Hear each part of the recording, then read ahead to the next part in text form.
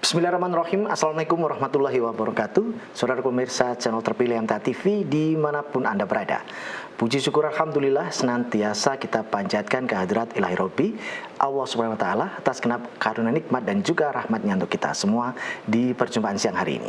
Kita jumpa kembali di program unggulan Ruang Psikologi. Dan Alhamdulillah sudah hadir Bapak Dr. Andes Adi Nugroho yang nanti akan membantu kita memberikan perspektif positif terhadap berbagai problematika hidup, baik itu hubungan antar relasi kerja, keluarga, suami istri dengan putra putri dan juga dengan anggota keluarga lainnya, ataupun dengan bidang usaha yang kita tekuni akan kita kembangkan, ataupun untuk perspektif lainnya di bidang bisnis.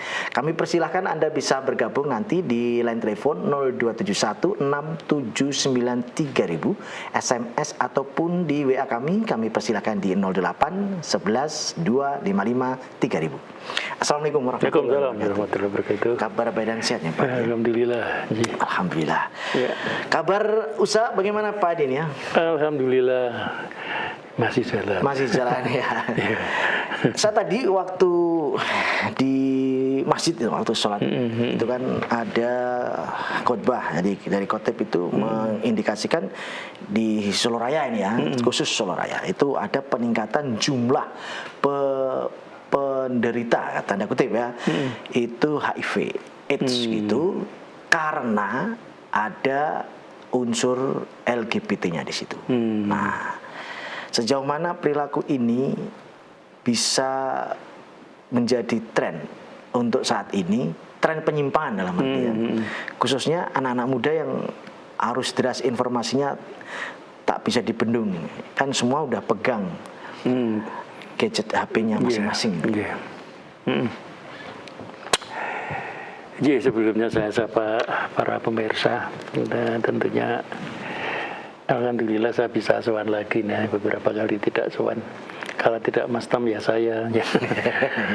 Jadi semoga kondisi aman-aman saja pada pemirsa semuanya, juga para pendengar radio MTA TV. Kalau kita bicara tentang LGBT harus ada satu kesepakatan dulu bahwa itu merupakan satu penyakit. Nah ini ya, jadi LGBT itu penyakit dan juga bisa dimasukkan sebagai penyakit sosial. Karena penyakit sosial itu, kenapa kok bisa disebut penyakit? Satu, itu sudah tidak sesuai dengan kodrat yang Allah tentukan. Ciptakan berpasang-pasangan ya, tentunya kalau laki ya dengan perempuan, bukan laki-laki dengan laki-laki atau perempuan dengan perempuan, itu sudah tidak masuk di situ ya, itu pertama. Jadi sudah nyalai kodratnya. Kemudian yang kedua, dampaknya terhadap sosial masyarakat juga pasti menimbulkan keresahan, menimbulkan kegelisahan, menimbulkan ketidaknyamanan perilaku seperti itu, karena tidak normatif. Meskipun sekarang di beberapa negara maju sudah disahkan misalnya satu pernikahan yang sejenis, kemudian menjadi lebih permisif dengan masyarakat sosial. Misalnya di luar negeri itu mereka bergandengan di taman-taman, mereka punya klub khusus, mereka punya coffee shop khusus, mereka mulai mengkhususkan diri, tetapi juga itu memperkuat posisi bahwa mereka mulai bisa diterima masyarakat di sekitar mereka gitu ya. Nah ini yang kita ikut prihatin ya, bahwa satu penyakit yang bisa menjadi satu pandemi yang menjadi merebaknya bisa demikian cepat dan luar biasa. Di situ ada predator, di situ ada victim misalnya ya, dan seterusnya ya. Dan masyarakat ada kecenderungan untuk menjadi semakin tidak peduli ya. Selain pemuka-pemuka agama, ulama ya, tentunya juga agama-agama lain juga banyak yang menentang itu. Nah ini jadi satu kesepakatan dulu bahwa itu penyakit, apapun alasannya ya. Ada yang beralasan, aku diciptakan Allah sudah seperti ini, Allah tidak akan pernah menciptakan sesuatu yang tidak sesuai dengan apa yang difirmankan Allah. Gitu. Nah, sekarang kalau ditanya, saya tidak mengikuti data update ya, cuman memang saya mengamati beberapa hal yang dulunya menjadi pusat-pusat komunitas itu sebagian bergeser gitu. Jadi bergesernya dari tadinya masyarakat yang sosial ekonominya menengah ke atas gitu ya. Tapi sekarang ini kelihatannya bergerak mulai menengah ke bawah gitu ya. Nah, ini semakin memprihatinkan. Ini semakin memprihatinkan. Karena di sini yang akan berkembang pesat adalah prostitusi sejenis gitu ya. Jadi munculnya bukan tadi pegiat-pegiat seksual yang membeli ya anak-anak kecil, membeli anak-anak yang sama dengan mereka laki-laki ya. Dan ini motivasinya jadi duit. Yang tadinya kebanyakan adalah gaya hidup. Jadi mereka-mereka itu yang biasanya ketularan dari selebritis, kemudian dari tontonan-tontonan media ya, yang bahwa mereka-mereka yang hidupnya gemerlap ini gitu terus masuk ke dunia itu. Nah, sekarang ini bergesernya adalah karena tuntutan faktor duit.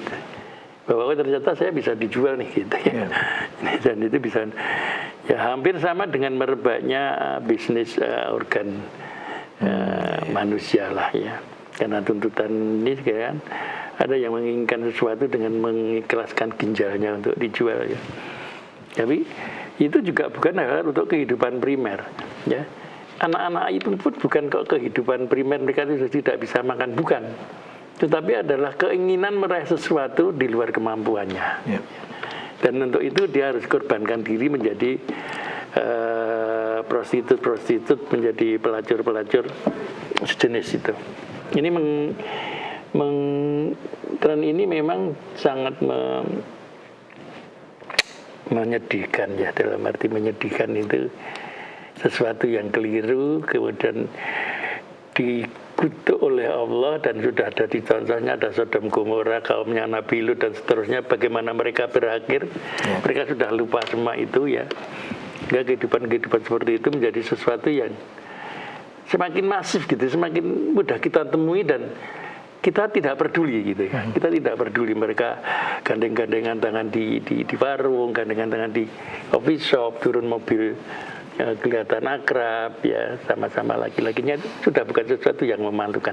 Kalau dulu social punishment-nya masih kuat, tinggi ya? Sehingga malu untuk di depan umum, mereka masih sembunyi-sembunyi, tapi sekarang semakin terbuka lah. Tentunya ada satu monster yang mengintip ya, satu monster yang mengintip, dan monster ini tidak pandang bulu, bukan hanya sebagai pelakunya saja, tetapi mereka-mereka yang tidak berperilaku seperti itu bisa kena dampaknya. Ini yang semakin menyedihkan, karena lewat jarum, lewat donor darah, lewat tes kesehatan dan seterusnya.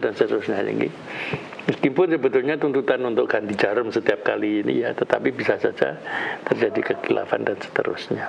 Jadi pada saat bencana itu muncul, bencana itu diturunkan Allah, bukan hanya yang pelaku saja yang kena, tetapi yang tidak melakukan pun, kalau mereka hanya berdiam diri, akhirnya akan terkena juga.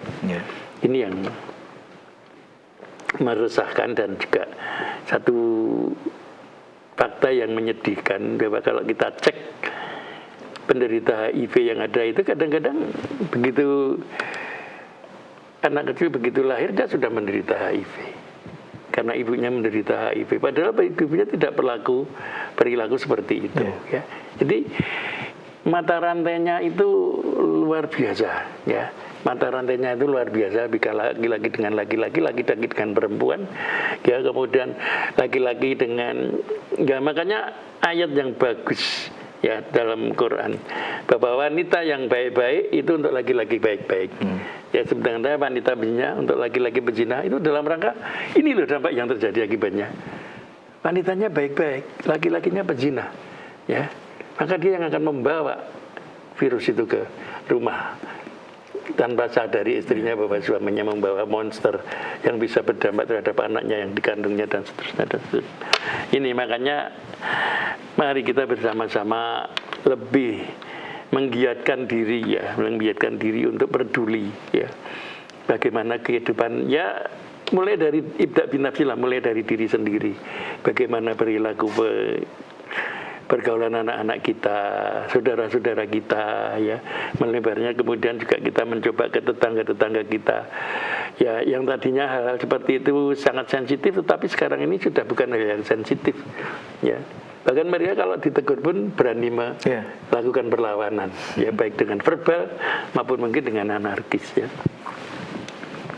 Kita bisa bicara bahwa hal seperti itu sudah disebutkan pemerintah, misalnya area-area tertentu sebagai tempat prostitusi waria misalnya, tapi yang lebih berbahaya itu yang tidak terbuka seperti itu ya. Kita bisa dengarkan misalnya dapat satu berita di satu rumah mewah digrebek, kemudian ketangkap beberapa remaja yang melakukan perzinahan sejenis ya, dan mereka sudah tidak malu-malu lagi difoto, dimasukin ke kantor polisi dan seterusnya ya. Ini sudah degradasi moral yang luar biasa. Maka saya mencoba mengingatkan bahwa kita harus sepakat dulu bahwa itu satu penyakit. Penyakit bagi tubuh, penyakit bagi keimanan kita, dan juga penyakit bagi masyarakat. Ya, penyakit sosial. Ini harus kita sepakati dulu.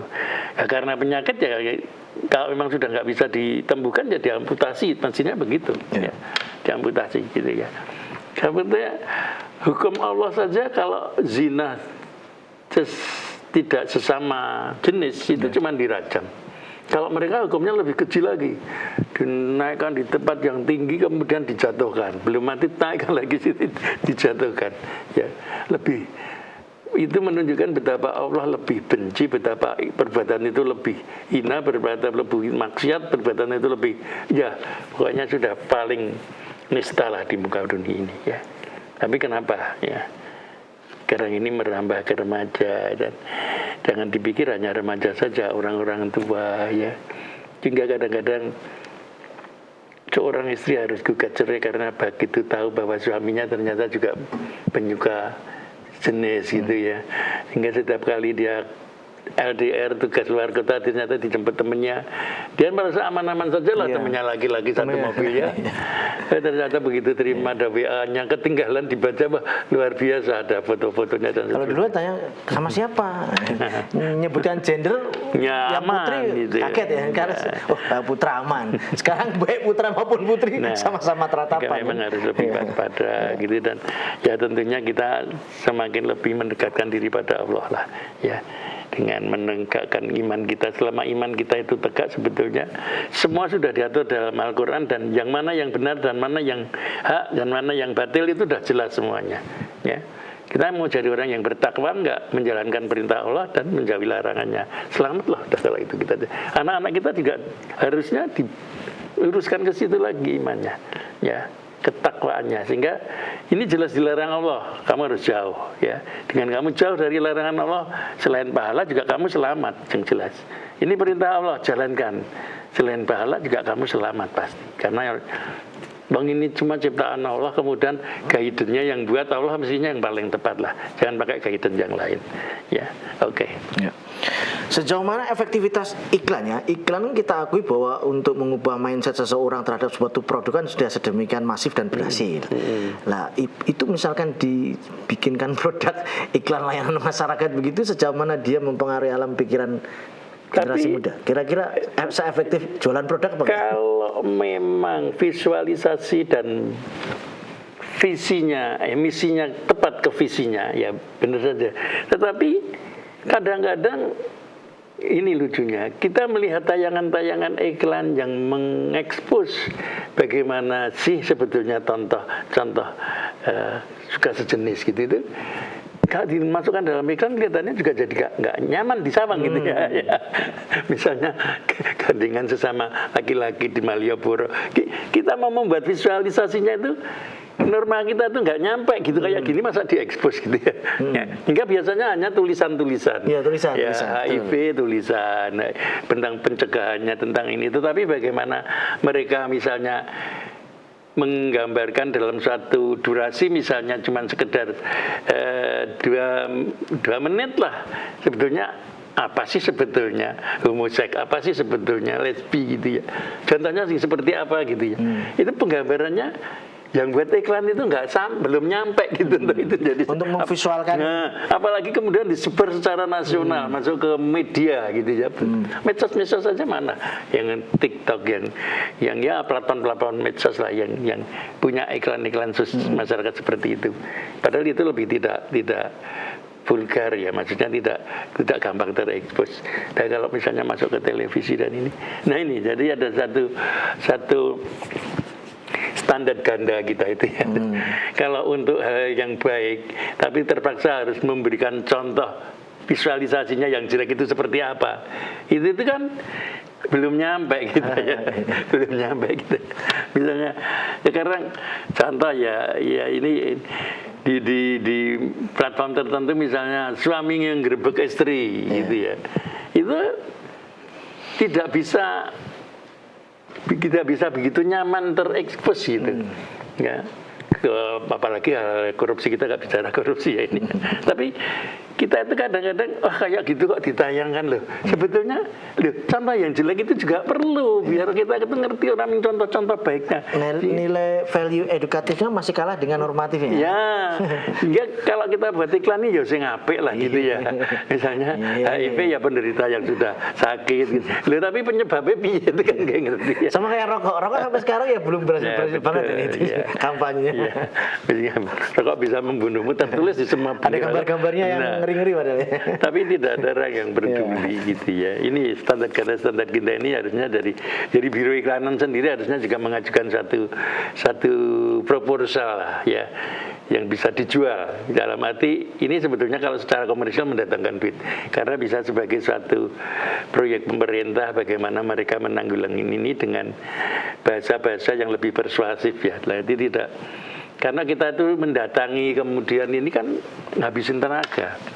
Seperti kita dakwah door to door kan ngabisin tenaga. Ya sudah, radionya yang masuk, TV-nya yang masuk. Itu kira-kira Mas. Dan saya setuju sekali bahwa iklan itu bisa berdampak bagus. Tapi bagaimana menjadi satu iklan yang efektif dan sangat menjadi satu iklan yang normatif dan efektif itu yang agak sulit. Saya pernah nemu visualisasinya itu adalah kartun tapi dengan animasi bukan orang. Taruhlah misalkan gembok dan kunci misalkan, itu kan saya pernah lihat itu. Nah itu sejauh mana orangnya jadi mispersepsi enggak sama sebetulnya divisualkan. Bahasa iklan yang paling mudah itu mesti artinya kan harus komunikatif ya.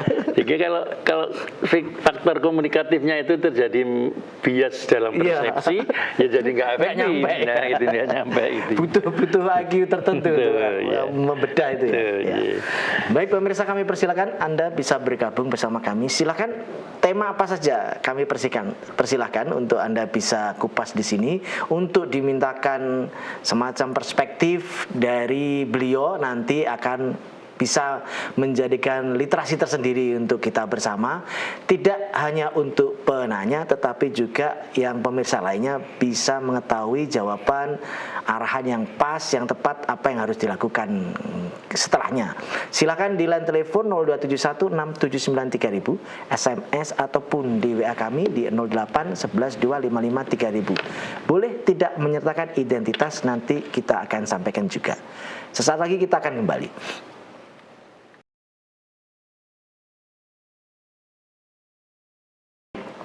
Baik saudara pemirsa channel terpilih MTA TV dimanapun Anda berada, terima kasih Anda masih setia bersama kami, khususnya di program unggulan Ruang Psikologi siang hari ini. Kami persilakan di line telepon sudah kami buka di 02716793.000, SMS dan WA kami di 08112553.000. Kita bacakan Pak Adi yang sudah masuk di WA. Dari saudara kita yang sudah menyampaikan satu permasalahannya. Bagaimana mengatasi rasa bersalah atas kematian anak, Pak Adi? Dan sekarang trauma memiliki anak, sehingga cenderung tidak ingin punya anak. Kami sudah usia hampir 40 tahun. Dan yang meninggal adalah anak kami satu-satunya waktu itu. Dan sekarang kami trauma memiliki anak lagi. Banyak kekhawatiran, takut tidak bisa merawatnya atau menjadikan anak tersebut soleh atau soleha dan apabila memiliki anak lagi. Mohon petunjuknya. Ya ikut prihatin dulu bahwa putra satu-satunya meninggal dan sampai sekarang malah trauma untuk mendapat putra menah itu ya. Saya ikut prihatin bahwa kadang-kadang memang overthinking, kemudian kecemasan ya atau anxiety itu jahat banget gitu ya, jahat banget dan orang lain tidak bisa merasakannya sebagaimana yang menderita. Oh ngono wae kok dipikir gitu ya. Kadang-kadang kan kalau kita dicurhati gitu selalu kata-katanya kan ya nek ngono kuwi diikhlaske kemudian ya pasrah lah kuwi Allah yang betul itu semua betul kata-kata normatif di permukaan seperti itu kan. Betul normatif seperti tapi bagi yang beda, ya? Merasakan itu yang namanya kecemasan itu anxiety itu beda dengan fear ya. Ketakutan sama kecemasan itu beda. Kalau ketakutan itu selama sumber takutnya bisa diatasi, jelas. Takut sama ular gitu ya, urana ulari ya serah apa gitu. Tapi kalau kecemasan itu sumbernya kadang-kadang nggak jelas. Seperti sekarang ini kecemasan untuk punya putra lagi karena trauma. Saya tidak ngerti apakah ini masih berbanding lurus dari merasa guilty feel, perasaan bersalah, kemudian traumanya ini dampak dari perasaan bersalah tadi, ya, ataukah karena ini baru putra pertama kemudian sebetulnya masih bisa putra yang lain-lain lagi ya, nah ini khususnya ya pas putra pertama nggak terus kemudian nggak ada ya baru pertama kalinya. Nah, maka memang harusnya saya mengatur bahwa kecemasan itu tidak setiap orang memang mudah terkena gitu. Kayak Mas Tommy sama saya sama orang itu beda-beda. Yang seseorang dengan karakter kepribadian seperti ini itu biasanya mudah sekali kena kecemasan. Tetapi orang sing isi going, dablek, rada cenderung sak ligri sampai nanti begitu itu terhadap kecemasan sih menghampiri kecemasan itu malah menghampiri karena dia mikirannya singkat gitu lah sesuk mangan apa tau rasa sesuk mangan apa kok bar terus piye terus ya gitu enggak. Kecemasan itu kan biasanya disebabkan karena satu perilaku obsesi, memikirnya itu panjang. Ya, satu berpikirnya itu kayak orang main sekak itu, kene aku ngene musuhe rono, engko bentengku rene, ngene aku jaranku rono gitu ya. Tapi belum tentu apa yang diprediksi itu sesuai dengan kenyataannya. Ternyata musuhnya orang garet benteng, tetapi setere sama sing rene lah gitu ya. Itu menimbulkan satu kekagetan dan kemudian menimbul kecemasan kalau ora sesuai dengan prediksi saya. Nah, itu jadi pertama biasanya orang yang bersifat obsesif. Jadi jadi mikir panjang itu baik, tetapi itu mikir panjang dan dianggap sudah pasti gitu. Makin ke anakku mulai sekolah asrama nguman yang asrama numpak motor kayak ngene kae tikungane ngene kok mesti daen lah wis iki engko gak mesti ngene engko gak mesti ngene engko itu banyak banget terus kemudian muncullah kecemasan. Tapi bagi orang yang dablek mendek ya semangat lah. Dan yang iyo misalnya kendaraannya rapi, pakai surat-suratnya, helm, ya udah itu. Potong gitu ya. Tidak seperti itu. Enggak, kadang-kadang kalau terjadi kejadian ya kayak diatasi lah kejadian. Nah, satu orangnya biasanya obsesif. Kemudian kedua, ini sebetulnya pengaruh dari lingkungan orang tuanya biasanya. Orang-orang yang mudah mengalami kecemasan itu biasanya berasal dari lingkungan keluarga yang di situ juga ada orang ibunya. Jadi dia ikut menyaksikan ya situasi itu dari ya fakta kemudian dia juga sering diajak cara berpikir mereka, ya diajak komunikasi. Dia punya referensi akhirnya ya. Nah, itu dia juga apa ya bener yang kudune mikir nah itu ya. Kedua itu. Kemudian ketiga biasanya memang ada tadinya biasa-biasa tapi seperti tadi aja kejadian yang sangat membekas gitu ya, timbul trauma gitu misalnya, sangat menyayangi putranya kemudian ternyata putranya meninggal. Ya guilty feelingnya itu ya karena guilty feeling itu terjadi karena dia overthinking. Nah gini ya, coba mau tak pacu jantung anakku mungkin mah saya urip lagi. Tapi tak diputuski kalau orang tak pacu jantung misalnya gitu ya. Padahal dokter sendiri sudah memberikan saran ini sebetulnya ya 20% lah Bu. Tapi kalau memang mau dicoba ya enggak. Sementara bapaknya mesake lah Bu sarah iseng ini sekarang ini, tapi dia sendiri akhirnya terbawa ikut. Tapi sebetulnya dia mau dicoba, mau menemui iso lah itu loh. Dia mikirnya dicoba iso atau ngomong gitu. Kemudian dokter itu habis melaku dawa banget gitu ya. Ternyata kenyataannya meninggal betul. Nah dia merasa menyesal kemudian. Penyesalannya ini dibawa terus dengan pengandian. Pas seandainya mau tak ini apa mungkin aku ngelebok ke rumah sakitnya keliru ya. Lu flashback gitu ya. Flashback gitu. Nah inilah. Jadi dinamika psikisnya itu sebetulnya mudah ditebak. Orang-orang yang kena kecemasan itu dinamika psikisnya, mekanisme pertahanan dirinya ya. Dia sama sekali tidak mengenal nama kompensasi. Jadi kalau sudah masuk dalam satu masalah itu dialihkan ke masalah lain sulit. Ya kalau orang lain kan marah gitu, aku tak nggawa pentung terus aku tak neng kamar buantel pentungi gitu bisa, kita nggak bisa gitu ya. Jadi ada satu kompensasi untuk mengalihkan tekanannya itu sulit. Terus Ibu yang saya bisa matur nanti dengan sedikit bahasan yang teknis ini, tidak ada yang bisa. Satu, tidak ada yang bisa menyembuhkan kecuali panjenengan. Kemudian kedua ada satu tekad kuat ya, tekad kuat, dan biasanya di sini akan lebih mudah kalau ada bimbingan dari teman-teman spiritualnya. Jadi misalnya kelompok pengajian ya, ini kemudian pentingnya berkomunitas ya ini ya. Komunitas dengan orang-orang yang sehat, orang-orang yang tahu ada ilmunya orangnya gitu ya. Kemudian sering matur dengan misalnya pimpinan ya sedikit ini, kemudian mohon petunjuk pimpinan. Nah di situ kemudian Quran ini kan sebetulnya penyembuh. Di situ kemudian pimpinan bisa memberikan potongan-potongan surat ayat bagaimana sih sebetulnya kalau kita menghadapi seperti ini gitu ya. Contohnya misalnya qanaah, sifat qanaah, ikhlas yang dimaksud dengan ikhlas. Jadi secara terus-menerus tidak hanya sekedar ikhlas yang dia orang ngerti ini dengan beliau-beliau yang punya kompetensi dalam bidang spiritual ya, dengan ayat-ayatnya dan surat ini lebih akan mengena dia sendiri, kemudian baca Allah dawuhnya seperti ini gitu ya.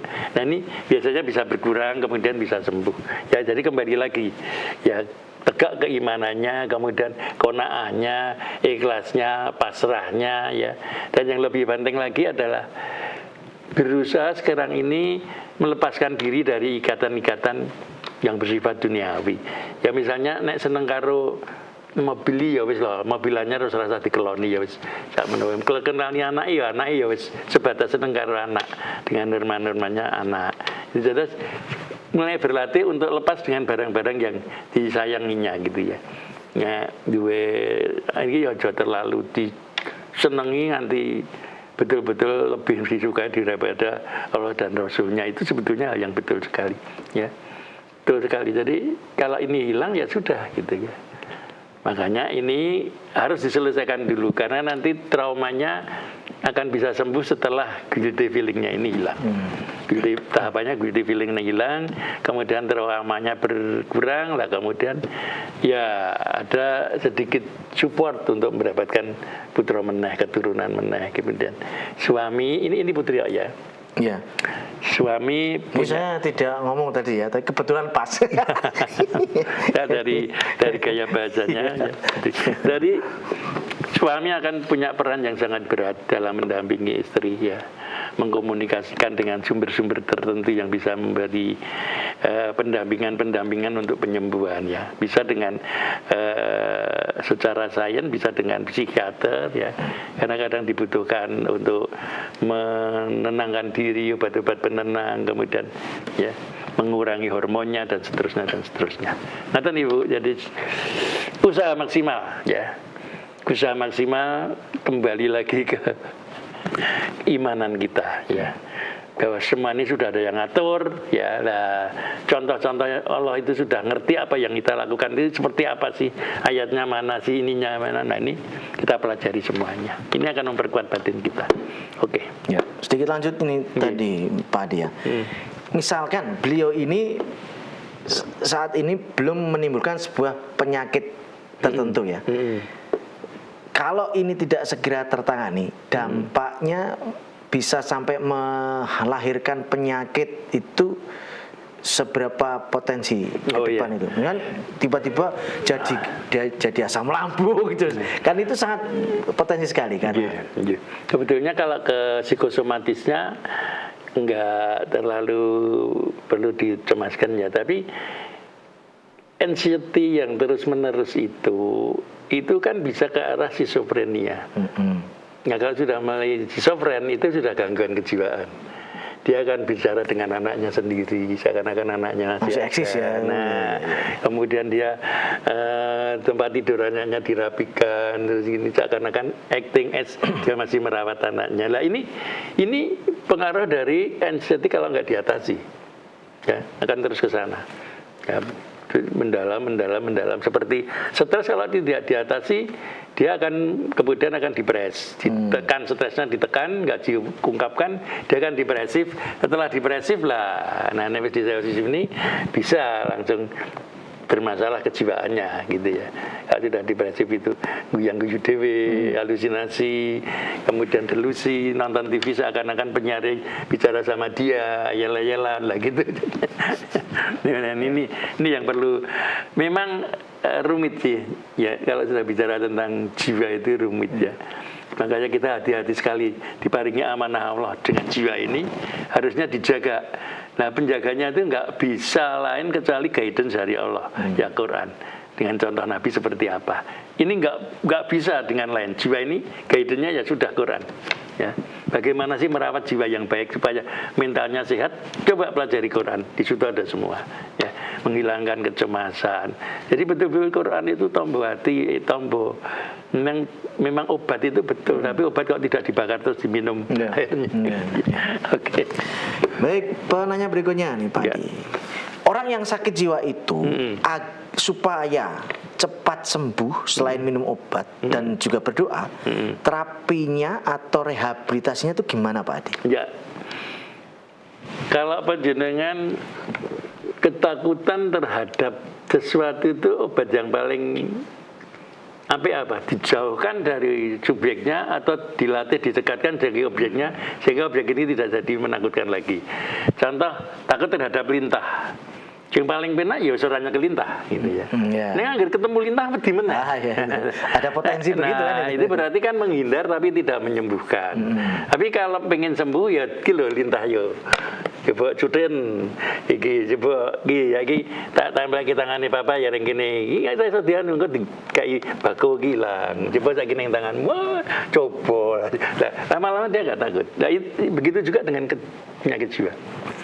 Penyakit jiwa kalau dia itu sudah mengalami gejala menarik diri dari lingkungan, mengurung diri di kamar, kemudian itu withdrawal namanya, mengurung diri di kamar, kemudian malas melakukan komunikasi dengan orang, sosialisasi terputus, maka latihan yang terbaik ya dia diajak silaturahmi. Orang kok malah, ini berarti ben ora masalah, orang iso dia dicedhake wong wis ben kamar terus wae. Ini enggak sembuh dia. Ning nggak menyelesaikan masalah tapi menghindari masalah. Ben ora bengok-bengok ngene mergo ketemu karo wong ngene ben kalau dulu orang terus kemudian segampangane dipasung wae ning mburi ya. Itu kan shortcut bagi menghindari masalah yang akan terjadi, bukan menyembuhkan. Tapi kalau teori-teori yang menyembuhkan ya kemudian diajari bersosialisasi ya. Makanya misalnya seperti kita gerakannya Mas apa itu polisi itu siapa? Pak Purnomo. Pak Purnomo ya. Nah, ini kan disosialisasi, tidak dikurung dalam kamar-kamar yang terisolir, tetapi jadi satu, kemudian ada kegiatan bersama-sama, kemudian mereka berkomunikasi meskipun urung nyambung, tapi sosialisasi, kehidupan sosialisasinya ditembuhkan terus jangan sampai ini diputus. Ya, bagi mereka-mereka yang menderita penyakit jiwa, selain minum obat, maka satu yang memang yang agak sulit itu kalau kemudian sudah tidak sholat kemudian diingatkan untuk sholat, ini masih agak sulit. Tapi biasanya hal yang bersifat dohiriah dulu, misalnya ya yuk tajak nenggone Pak di, tajak nenggone ya pelan-pelan ya. Dulu dia punya kesenangan apa sih? Ke neng pasar Mano, ya sudah, yuk pasar, dia nanti asik dengan burung, dengan ini. Tapi lama-lama dia terbiasa dengan suasana rame, ya. Dia terbiasa dengan suasana rame. Nah, nanti pelan-pelan jiwanya akan mampu mentolerir beberapa hal yang tadinya tidak bisa diterima menjadi bisa diterima. Misalnya disinggol wong neng pasar. Ya misalnya terus kemudian ana ning cedhaken wong bengok wis ora kaget. Ini terus kembali dimasukkan lagi ke habitatnya sebagai makhluk sosial, ya. Sebagai makhluk sosial. Nah disinilah kemudian ada misalnya banyak terapi-terapi psikologis, misalnya dengan healing kalau terjadi bencana gitu ya. Itu kan biasanya mereka banyak yang terus mengurung diri, kemudian ketakutan. Biasanya terus dibuat kegiatan-kegiatan bersama-sama, berolahraga bersama, dolanan anak-anak bersama. Nah begitu juga dengan pasien-pasien. Kalau kita punya saudara yang seperti itu, selain minum obat, ditimbulkan keinginan untuk berkomunikasi, ditimbulkan keinginan untuk bersosialisasi, ditimbulkan keinginan untuk berinteraksi, ya. Baik itu sesuai dengan kesenangannya, ataupun sesuai dengan lingkungan yang disukainya, ataupun sesuai dengan komunitas-komunitas yang dulu diikutinya. Ya, dikembalikan lagi ke situ. Pelan-pelan itu pelan-pelan. Ya. Jadi jangan terus kemudian kita malu, ya aku malu kok. Aku sok-sok ngompol, sok-sok gitu ya. Pelan-pelan ditumbuhkan lagi rasa percaya. Ini akan menimbulkan rasa percaya diri. Ya, selain obatnya nanti akan mempengaruhi organ-organ tubuhnya, ketenangannya terjaga, kemudian hormon-hormonnya terjaga. Ini psikiater ya, psikiater. Tapi bagian psikolog ya itu tadi, bagaimana mengajak berinteraksi lagi, bersosialisasi lagi, tahapan-tahapannya apa yang dilakukan. Misalnya melakukan psikodrama. Seperti orang yang kecanduan alkohol, ya sudah sangat berat seperti Sako misalnya. Maka dia akan masuk ke komunitas-komunitas para penyako semua, para pecandu alkohol semua. Terus kemudian disitulah kemudian mereka bicara, ya bagaimana sih dulu bisa cerita-cerita. Nah keterbukaan diri ini sebetulnya untuk mengembalikan rasa percaya diri bahwa oh ya ternyata mantan alkohol, penggemar alkohol itu banyak. Bukan mereka, dia sendiri. Nah, dan mereka terus bisa berhubungan dengan anaknya dengan baik. Nah, di situ cerita aman. Kalau di sembarang tempat dibully nanti. Ini walijah di tempat yang tepat, gitu ya. Walijah di tempat tepat, gitu ya. Makanya di Suralaya dulu di apa itu? Pondok Suralaya dulu juga begitu kan. Mereka mandi air dingin bersama-sama setelah subuh gitu ya. Bengok karena pada saat Sako gitu ya. Tapi ini terkontrol dan sebetulnya ada dasar-dasar teori psikologis yang mendasari tidak hanya sekedar asal-asalan, enggak, sebetulnya ada teori-teori yang memang bisa diikuti. Nah dan ini Bapak atau Ibu tadi dicoba untuk kembali ke alam, dalam hal ini alam sosialnya, ya ditemenin, jangan dibiarkan sendiri. Kalau lagi lenggahan sendiri, misalnya baru minum obat terus dahar, nah iso dahar ya ditemenin, habis itu diajak ngobrol, diajak betul-betul menghabiskan tenaga. Karena kalau sudah gempil jiwanya, itu ya penyakit organ juga banyak yang sulit ya, tapi gempil jiwa itu lebih sulit karena ora iso disawang gitu. Nah ini kan penjenengan suwe lagi di blaster. Nah ini jiwa di blaster piye gitu enggak kita gitu. Oke. Baik Pak Adi, untuk kali ini sudah di penghujung perjumpaan, namun tidak lengkap rasanya kalau belum ada kata-kata hari ini Pak Adi. Ya, baik.